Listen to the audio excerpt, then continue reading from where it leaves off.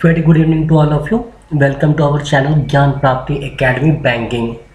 आप सभी को जैसा पता है कि ये जो हमारा चैनल है ये अभी कम्प्लीटली बेस्ड है बैंकिंग के ऊपर में, और अभी हम जो टारगेट कर रहे हैं एग्ज़ाम वो SBI PO 2023 है।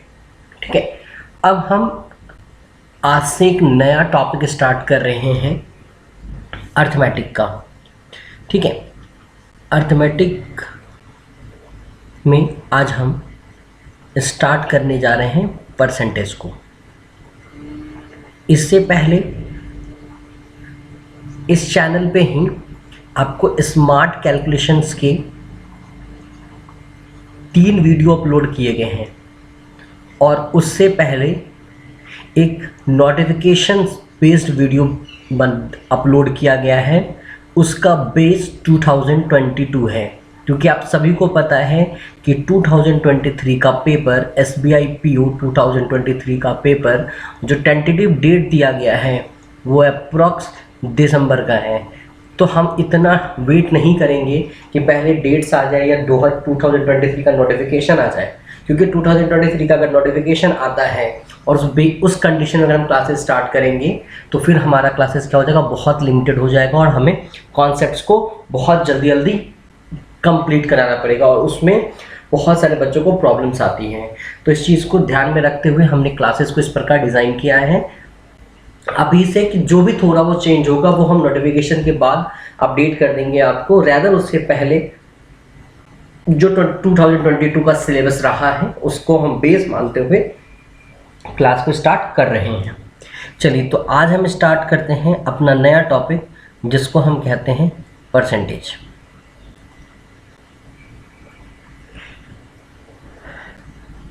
देखिए, समझिएगा, परसेंटेज अगर ये वर्ड हम लेते हैं, ठीक है, बहुत सिंपल से समझने की कोशिश करते हैं। हम परसेंटेज में किसी भी वैल्यू को ठीक है ना, किसी भी वैल्यू को विथ रिस्पेक्ट टू 100 क्या करते हैं, रिप्रेजेंट करते हैं। ठीक है ना, 100 के बिहाफ पे हम क्या करते हैं, उसको रिप्रेजेंट करते हैं। अगर आप किसी भी डाटा को 100 के कंपैरिजन में रिप्रेजेंट करो तो वो क्या कहलाएगा, उस चीज़ को हम क्या कह सकते हैं कि उतना परसेंटेज शो करना चाह रहा है, वो उसका क्या बताना चाह रहा है कि उसकी परसेंटेज वैल्यू क्या है। अब आप समझिए, जैसे मान लेते हैं कि राम नाम का एक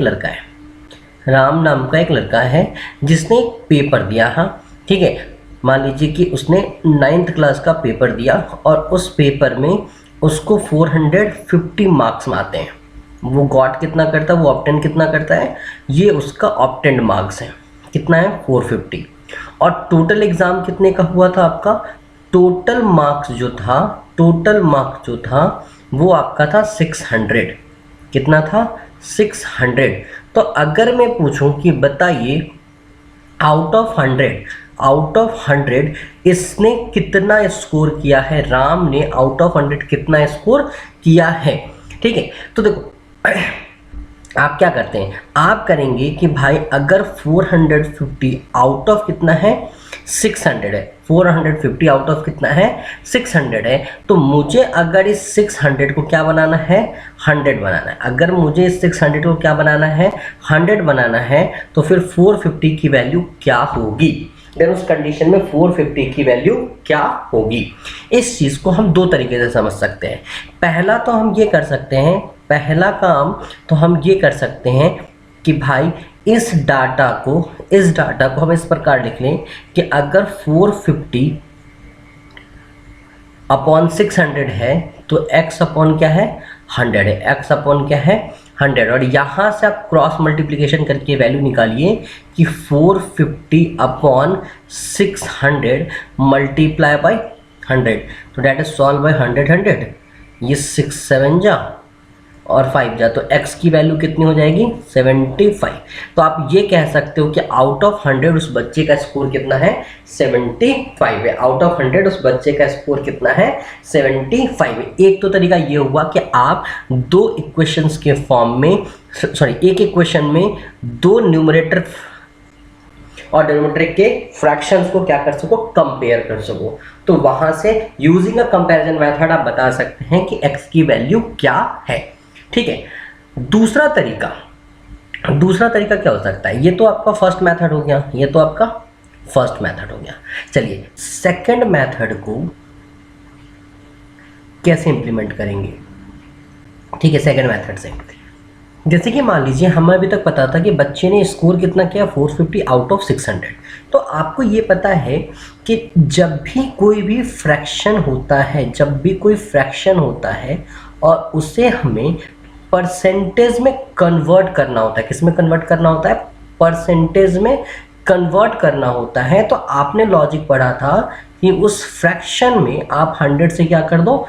मल्टीप्लाई कर दो। ठीक है, 100 से मल्टीप्लाई करके उस डाटा को कन्वर्ट करना किसमें? परसेंटेज में। एक्चुअली आप परसेंटेज में कन्वर्ट करके ये एक्सप्लेन करते हैं, ये बताने की कोशिश करते हैं कि आउट ऑफ 100 उसकी क्या वैल्यू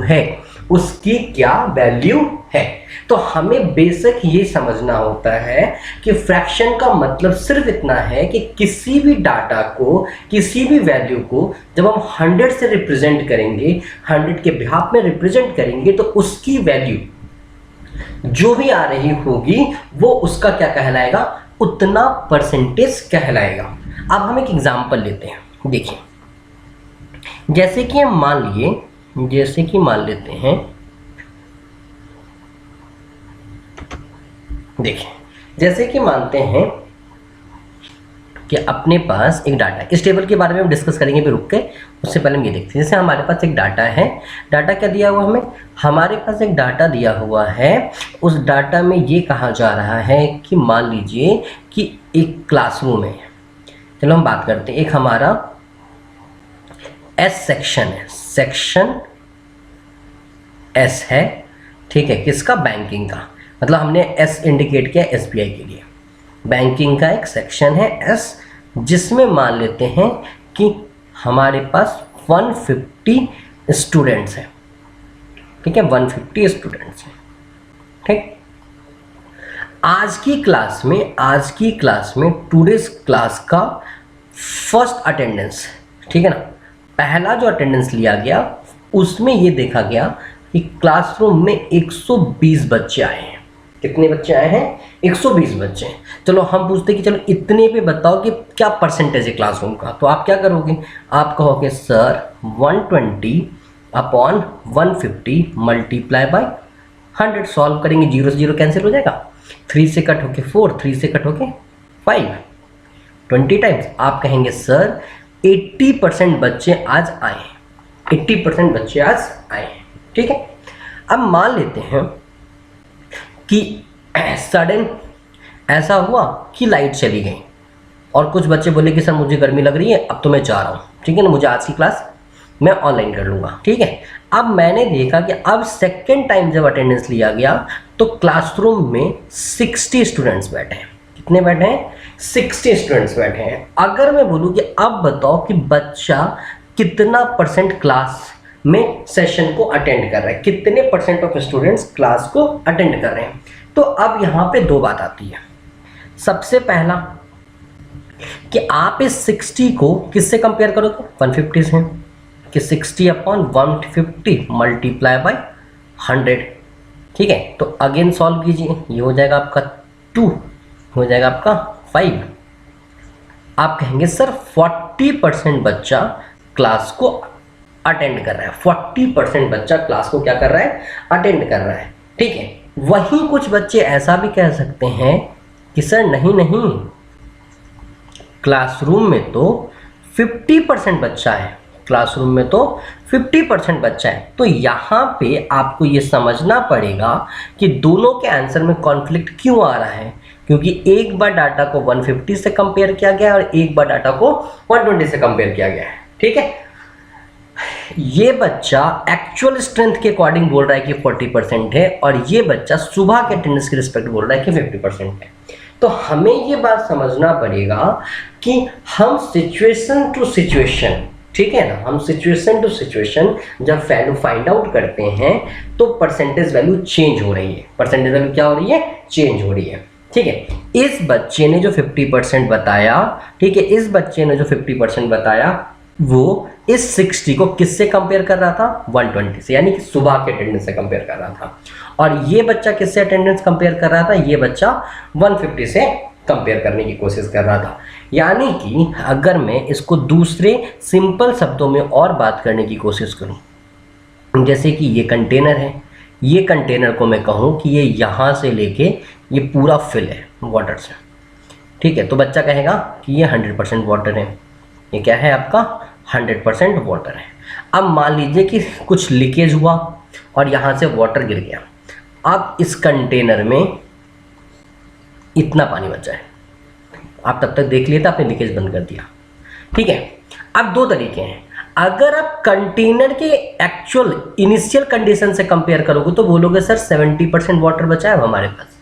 लेकिन अगर मैं ये कहूँ कि बच्चा अब इतने ही पानी से, इतना ही पानी से आज का दिन कंप्लीट करना है, तो might be also consider as 100% कि चलो 100%, अब ये जो कुछ है यही हमारे पास पर्याप्त मात्रा में है और इसी से मुझे क्या करना है? अपने रिक्वायरमेंट्स को, आज के रिक्वायरमेंट्स को क्या करना है? कंप्लीट करना है। तो इनडायरेक्टली और डायरेक्टली बहुत सिंपल लैंग्वेज में कहा जाए तो हम डाटा को सिर्फ क्या करते हैं? 100 से कंपेयर करते हैं और 100 के फॉर्म में लाने की कोशिश करते हैं, ठीक है। और अब बहुत ही क्विक रिवाइज करते हैं जो कि हमने कहाँ पढ़ा था? अपने स्कूल टाइम में पढ़ा था। अब अपने स्कूल टाइम में जो आपने पढ़ा था उसको हम क्या करेंगे? बहुत ही जल्दी में क्विक रिवाइज देंगे। क्या देंगे? समझिएगा। अगर डाटा फ्रैक्शन में हो, डाटा डेसिमल में हो, ठीक है, डाटा फ्रैक्शन में हो या डाटा डेसिमल में हो, जब हम इसको कन्वर्ट करते हैं, क्या करते हैं? कन्वर्ट, एक डाटा छूट गया और रेशियो, ठीक है, फ्रैक्शन, डेसिमल और रेशियो से हम किस में कन्वर्ट करते हैं?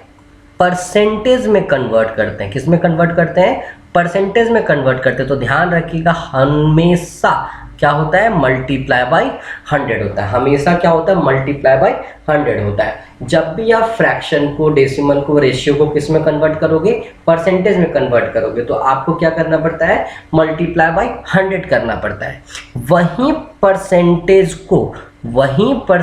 को आप या फ्रैक्शन में कन्वर्ट करो, डेसिमल में कन्वर्ट करो या रेशियो में कन्वर्ट करो, आपको क्या करना पड़ता है? डिवाइडेड बाय 100 करना पड़ता है। आपको क्या करना पड़ता है? डिवाइडेड बाय 100 करना पड़ता है। तो अब बेसिकली हमेशा ये बात ध्यान रखिएगा, क्योंकि इन फ्यूचर जब आप कैलकुलेशंस करेंगे, कैलकुलेशंस आगे आएगा, ठीक है, क्वेश्चंस में, तो वहां पे कभी कभी सिली मिस्टेक्स हो जाते हैं, कंफ्यूजन हो जाता है।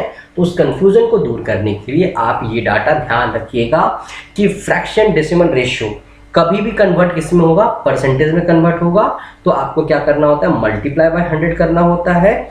और अगर आपका डाटा परसेंटेज से स्विच करता है, ठीक है, तो डाटा में क्या करना होता है? डिवाइडेड बाय 100 करना होता है। होप आपको इतनी बात समझ में आ गई होगी, ठीक है, इतनी बात अभी तक की आपको समझ में आ गई होगी। अब हम बात करते हैं इसके आगे की, ठीक है। इसके आगे क्या बात करना है वो देखिए। एक छोटा सा टेबल है जो कि आपके सामने दिख रहा है स्क्रीन पे, इसको हम डिस्कस करेंगे, ठीक है। कैसे डिस्कस करेंगे वो समझिए, उसके बाद हम आगे की बात करेंगे।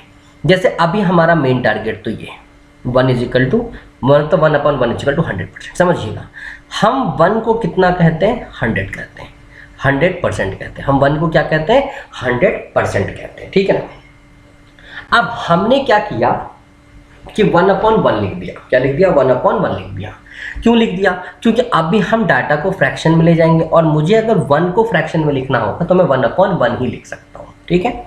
अच्छा, सिमिलरली अगर आपको बोलता है चलो ठीक है, आपने तो 1 को 100% कह दिया, तो बताइए जरा 5 क्या होगा? तो आपको क्या करना है? पहले तो मैं इसका स्टेप बताता हूँ, फिर आप डायरेक्टली कर सकते हैं। 5 को क्या करना है? क्या मैं 5 को 5 × 1 लिख सकता हूँ? आप कहेंगे बेशक लिख सकते हैं। जब हम 5 को 5 × 1 लिख सकते हैं तो मैं ये भी कह सकता हूँ कि 5 × 100 क्या होगा? 500% होगा। 5 × 100 क्या होगा? 500% होगा, ठीक है। तो आपको एक बात समझ में आई कि अगर कोई भी नंबर है उसको उसके 100 के साथ प्रोनाउंसिएशन करो विथ परसेंटेज, वो उसके इक्विवेलेंट होगा। जैसे मैं बोलूँ कि 7 कितना % है, तो मैं कहूँगा 700% है, ठीक है। मैं कहूँ 12 कितना % है, वो आप कहोगे 1200% है। अगर मैं कहूँ कि 77 कितना परसेंट है, तो आप कहोगे 7700% है। यानी जो नंबर है उसके प्रोनाउंसिएशन में आपको क्या लगा देना, 100। मतलब कि प्रोनाउंसिएशन में 100 लगाओगे तो ऑब्वियस वाली बात है वैल्यू में क्या लग जाएगा, 00 लग जाएगा। तो 7700% है। ठीक है, तो इस प्रकार आप किसी भी नंबर का परसेंटेज वैल्यू बता सकते हैं जब तक वो सिंपल चल रहा है। हम अभी आगे भी देखेंगे कि आगे और किस प्रकार से क्वेश्चंस पूछे जा सकते हैं। चलिए अब ये इस टेबल को ऑब्जर्व कीजिएगा थोड़ा अच्छे से, ताकि आपके छोटे छोटे सिले डाउट्स खत्म हो जाएंगे। अभी हमने क्या किया कि ये वाली जो वैल्यू थी, ये वाली जो वैल्यू थी, इसमें हमने 2 से LHS RHS दोनों साइड डिवाइड किया। अब आप देखो कि 1 में जब 2 से डिवाइड करोगे तो 100 में भी 2 से डिवाइड करोगे, तो 1/2 की वैल्यू 100/2%। ये सॉल्व होने के बाद कितना बचेगा, 50% बचेगा। तो आप कह सकते हैं कि 1/2 की वैल्यू कितने बराबर होती है, 50% के बराबर होती है। आप कह सकते हैं कि 1/2 किसके बराबर होता है, 50% के बराबर होता है, जो कि यहाँ पे टेबल में लिखा हुआ है। ठीक है, चलो अगर मुझसे कोई पूछ दिया कि चलिए सर 1/2 तो आपने बता दिया, बताइए 5/2 कितना परसेंट होगा, तो मैं बोलूँगा सिंपल है, आप इस 5/2 को क्या 5 × 1/2 लिख सकते हैं। आप कहेंगे बेशक लिख सकते हैं, बहुत अच्छी चीज़ है। तो क्या मैं इसको 5 × 50% भी तो लिख सकता हूँ ना उस बेसिस पे। तो मैं कहूँगा कि ये कितने परसेंट के बराबर है, 250% के बराबर है। अगर मैं कहूँ 11/2 की वैल्यू क्या होगी, तो आप कहेंगे सर आप 11 × 1/2 में डायरेक्टली हटा के आप क्या लिख सकता हूँ, 50%। तो आप कहेंगे सर ये वैल्यू 550% के बराबर है। ठीक है, चलिए आगे बढ़ते हैं। यहाँ तक अगर किसी को कोई डाउट हो तो एक बार वीडियो रिवाइंड कर लीजिएगा। सिंपल सा तरीका है, बस हमने 5/2 को क्या लिखा है, 5 × 1/2। सिमिलरली 11/2 को क्या लिखा है, 11 × 1/2। 11 को 11 कॉपी कर लिया और 1/2 की वैल्यू अभी हमने देखी थी कितनी परसेंट होती है, 50% होती है। तो इसको 50% से मल्टीप्लाई कर दिया, यू गॉट 550%। You got 550%। ठीक है, चलिए आगे बढ़ते हैं। अब देखो, अब आपको सिर्फ ये करना है कि इस वैल्यू में आप 3 से दोनों साइड डिवाइड कर दो, यू गॉट 33.33%। अगर मैं इस वैल्यू में 4 से डिवाइड कर दूं तो 100/4 कितना होता है, 25%। अगर मैं 5 से, चलो इस बार मैंने 1 को 5 से डिवाइड किया है, ठीक है, तो मैं क्या करूँगा, RHS में भी 5 से डिवाइड करूंगा। जब RHS में 5 से डिवाइड करूंगा तो वैल्यू कितनी हो जाएगी, 20% हो जाएगी। ठीक है, अच्छा इसके बाद देखिए, अगर मैं 1 में 6 से डिवाइड करूंगा तो ऑब्वियस वाली बात है 100 में भी 6 से डिवाइड करना पड़ेगा। तो 100/6 की वैल्यू कितनी होती है, 66.67%। तो बच्चा आपको इस प्रकार करके 1 से लेके 15 तक की वैल्यू को क्या करना है, याद करना है। 1 से लेके 15 तक की वैल्यू को क्या करना है, याद करना। मैं एक बार रिकैप कर देता हूँ, सारे वैल्यूज बता देता हूँ, और आप जब नोट कर रहे हो तो एक बार वीडियो को पॉज करके इस डाटा को नोट कर लीजिएगा। ठीक है, देखिए 1 = 100%, 1/2 = 50%, 1/3 = 33.33%, 1/4 = 25%, 1/5 = 20%, 1/6 = 16.67%, 1/7 = 14.28%, 1/8 = 12.5%, 1/9 = 11.11%, 1/10 = 10%, 1/11 = 9.09%, 1/12 = 8.33%, 1/13 = 7.69%, 1/14 = 7.14%, एंड 1/15 = 6.67%। आपको ये वैल्यूज याद रखनी है, या आपको आगे चल के, अभी मैं दिखाऊंगा, आगे चल के बहुत ज़्यादा हेल्प करता है जब क्वेश्चंस को क्या करते हैं, सॉल्व करते हैं। जब क्वेश्चन को सॉल्व करने बैठेंगे तो आप देखेंगे ये डाटा आपको बहुत ही ज़्यादा क्या कर रहा है, हेल्प दे रहा है। ठीक है, चलिए यहाँ पे मैं आपको एक चीज़ और समझाने की कोशिश करूँगा। देखो आपको क्या करना है, अभी आपने देखा कि 1 की वैल्यू हमें कितना पता है, 100% पता है। 1 की वैल्यू हमें क्या पता है, 100% पता है। अगर मैं दोनों साइड 2 से डिवाइड कर दूँ, मतलब 1/2 = कितना हो जाएगा, 50%, जो कि आपको यहाँ टेबल में भी दिख रहा है। ठीक है, अगर मैं दोनों साइड अगेन 2 से डिवाइड करूँ तो 1/4 की वैल्यू क्या हो जाएगी, 25%। Again divided by 2 on both side, 1/8 = 12.5%। यहाँ तक तो आपको टेबल में भी दिख रहा है, लेकिन अगर इसके आगे रहा तो जैसे मान लीजिए 1/16 हुआ तो दैट इज़ 6.25%। 1/32 हुआ 3.125%। ठीक है, 1/64 हुआ 1.5625%। इस प्रकार आप छोटे छोटे क्वेश्चंस जो पूछे जाते हैं उसको ध्यान रख सकते हैं। ध्यान रखिएगा, यहाँ तक का डाटा, इस लाइन तक के डाटे के ऊपर में क्वेश्चन पूछा गया है और इससे रिलेटेड क्वेश्चंस आने के चांसेस भी हमेशा होते हैं। अब बात आ रही है कि हम ये फ्रैक्शन फॉर्म जो पढ़ रहे हैं ये इम्प्लीमेंट कैसे होगा, ये इम्प्लीमेंट कैसे होगा। अब मैं आपके सामने एक बहुत ही छोटा सा क्वेश्चन रखता हूं और उससे रिलेट करके मैं आपको समझाने की कोशिश करूंगा कि टेबल जो आपके सामने दिया हुआ है इसका यूज किस प्रकार किया जा सकता है। चलिए आगे बढ़ते हैं। जैसे अगर मैं ये कहूं कि क्वेश्चन है कि ए is score is 20% more than Z score, ठीक है ना, by how much % Z score is less than A score। अब पहले समझना, ये क्वेश्चन जनरली पूछा जाता है और बहुत ही ज़्यादा बोल सकते हैं कि रैंडम, ज़्यादा बोल सकते हैं कि फ्रीक्वेंटली बहुत ज़्यादा क्वेश्चन ये पूछा जाता है एग्जाम में। इस टाइप के क्वेश्चन पूछे जाते हैं, ठीक है। एटलीस्ट मेंस में तो नहीं कह सकते हैं, हाँ प्रीलिम्स में पूछा जाता है, ठीक है। चलिए अब इस क्वेश्चन को हम दो तरीके से बनाएंगे। पहला जो एक तरीका होता है जो हम 100 के रिस्पेक्ट में बनाते हैं, देखिए कैसे बनाएंगे वो देखिए। यहाँ डाटा दिया हुआ है कि ए का स्कोर, एज स्कोर इज 20% मोर, किससे, जेड के स्कोर से। जेड के स्कोर से ए का स्कोर 20% क्या है, ज़्यादा है। तो आप ये चीज़ हमेशा ध्यान रखिएगा, जिसके ऊपर डिपेंडेंसी होती है, जिसके ऊपर डिपेंडेंसी होती है हमेशा पहले उसको एज्यूम करना चाहिए ताकि क्वेश्चन बनाना इजी होता है। यहाँ पे ए किसके ऊपर डिपेंड कर रहा है, as score is 20% more than Z score, यानी ए का स्कोर जो भी हो वो 20% ज़्यादा हुआ किससे, जेड के स्कोर से। यानी हम कह सकते हैं कि ए का स्कोर किसके ऊपर डिपेंड कर रहा है, जेड के ऊपर डिपेंड कर रहा है। तो सबसे पहले आप लिखेंगे कि भाई जेड को हम अगर 100 मानते हैं तो ए कितना हो जाएगा, 120 हो जाएगा। क्यों हो जाएगा, क्योंकि ये उससे 20% क्या है, ज़्यादा है। ये उससे क्या है, 20% ज़्यादा है। अब हम आगे बात करते हैं।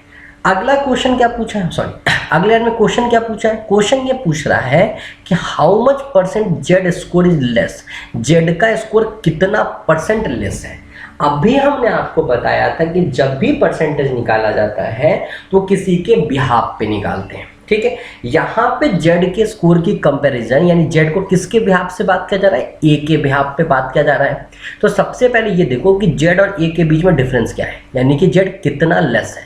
तो जेड लेस कितना है, 20, जेड लेस कितना है, 20% लेस है, ठीक है। जेड लेस कितना है, 20% लेस है। अब किसके रिस्पेक्ट में, ए के रिस्पेक्ट में। ए की वैल्यू कितनी है, 120 मल्टीप्लाई बाई 100, मल्टीप्लाई बाई 100। तो 0 से 0 कैंसिल हो जाएगा 6 टाइम्स में, और यहाँ पे 3 और ये 50/3 की वैल्यू कितनी हो जाएगी, 16.67%। ये आपके एग्जाम में आएगा क्वेश्चन और आप उसका आंसर 16.67% निकाल कर टिक कर सकते हैं।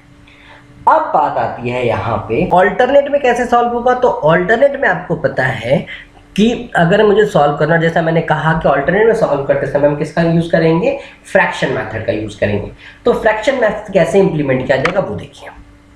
फ्रैक्शन मेथड में आपको क्या करना है, डाटा अगर 20% से इंक्रीज हो रहा है, इसका मतलब कि वैल्यू 1/5 से इंक्रीज हो रही है। ये बात आप कैसे कह सकते हैं, अभी आपने पढ़ा था कि 20% का फ्रैक्शन वैल्यू कितना होता है, 1/5 होता है।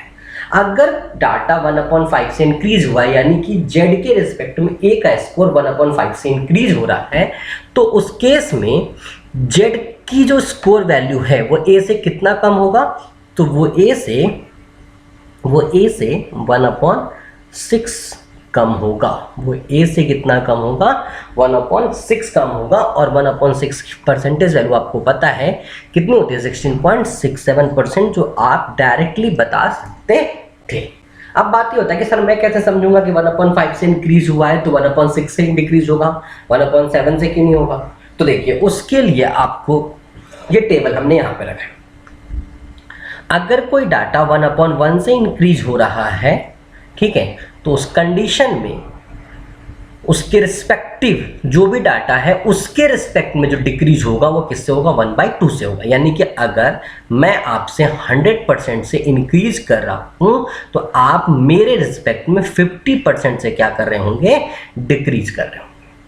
ठीक है, अगर मैं कहूं कि मैं आपसे 25% से क्या कर रहा हूं, इंक्रीज कर रहा हूं, तो आप मेरे रिस्पेक्ट में 20% से क्या होंगे, डिक्रीज होंगे। ठीक है, 20% से क्या होंगे, आप डिक्रीज होंगे। तो इस प्रकार से आप बहुत ही सिंपल वे में टेबल का यूज करके कॉन्सेप्ट को एक्सप्लेन कर सकते हैं। अब यहाँ पे एक इंपॉर्टेंट बात आती है, देखो क्या आती है वो भी देख लेते हैं। जैसे कि अगर मैं बात करूं, इसकी वैल्यू 100% है, इसकी वैल्यू 50% है, इसकी वैल्यू 33.33% है, इसकी वैल्यू 25% है, इसकी वैल्यू 20% है, इसकी वैल्यू 16.67%, इस प्रकार आगे बढ़ा है।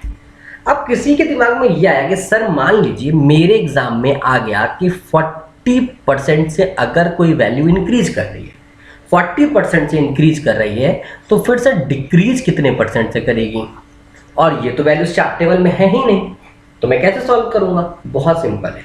अब आपको सिर्फ ये करना है कि 40% को आप परसेंटेज में कन्वर्ट कर लीजिए। 40% को आप कन्वर्ट करेंगे तो you wrote 40/100, that is what, that is 2/5। आप कहोगे 2/5 से क्या हुआ है, इंक्रीज किया है, तो डिक्रीज कितने से करेगा। तो बरखुरदार जो बच्चा इस क्लास को अटेंड कर रहा है, अब वो इस बात को बहुत आसानी से कह सकता है कि 2/5 से अगर कोई डाटा इंक्रीज कर रहा है तो वो डिक्रीज कितने से करेगा, 2/7 से डिक्रीज करेगा। 2/7 क्यों, क्योंकि अभी तो आप +1 कर रहे थे, अब आपने +2 कैसे कर दिया। +2 इसलिए हुआ, जो भी आपकी न्यूमरेटर की वैल्यू होती है, जो भी आपकी न्यूमरेटर की वैल्यू होती है, उतने से डाटा इंक्रीज होता है। यहाँ पे न्यूमरेटर की वैल्यू 1 थी, तो देखो सब वैल्यू 1 से इंक्रीज हुई है।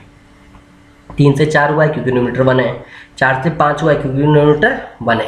यहाँ 5 से 7 क्यों हुआ, क्योंकि न्यूमरेटर क्या है, 2 है। तो 2/7, और 2/7 की वैल्यू क्या लिख सकते हैं, 2 × 14.28 मतलब 28.56% से वो क्या करेगा, डिक्रीज करेगा। ठीक है, इसके लिए एक और टेबल है, आप ये भी देख सकते हैं। जैसे 2/1 है, ठीक है, से अगर इंक्रीज करेगा तो कितने से डिक्रीज करेगा, 2/3 से डिक्रीज करेगा। ठीक है, इस डाटा को आप उल्टा भी बोल सकते हो कि अगर अपन 2/3 से डिक्रीज करेगा तो वो 2/1 से इंक्रीज करेगा।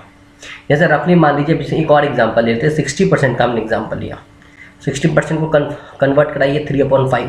अगर मैं कहूँ कि 3/5 60% से इंक्रीज कर रहा है, मतलब 3/5 से इंक्रीज कर रहा है, तो जरा वीडियो को पॉज करके तुरंत कमेंट बॉक्स में मैसेज कीजिए कि अगर 3/5 से इंक्रीज करेगा तो डिक्रीज कितने से करेगा। तो मेरे प्यारे बच्चों, वो डिक्रीज 3/8 से करेगा, क्योंकि न्यूमरेटर वैल्यू कितनी है, 3, तो डिफरेंस कितने का होगा, 3 का होगा। 3/8 का मतलब 3 × 12.5 दैट इज 37.5% से क्या करेगा, वो डिक्रीज करेगा। तो आज की वीडियो में हमने आपको बस एक बेसिक्स बताया है कि परसेंटेज क्या होता है, परसेंटेज को हम फ्रैक्शन में कन्वर्ट कैसे करते हैं, और परसेंटेज फ्रैक्शन का जो रिलेशन है उसका यूज हम क्वेश्चन में किस प्रकार कर सकते हैं। तो आज के लिए गाइस इतना ही, थैंक यू।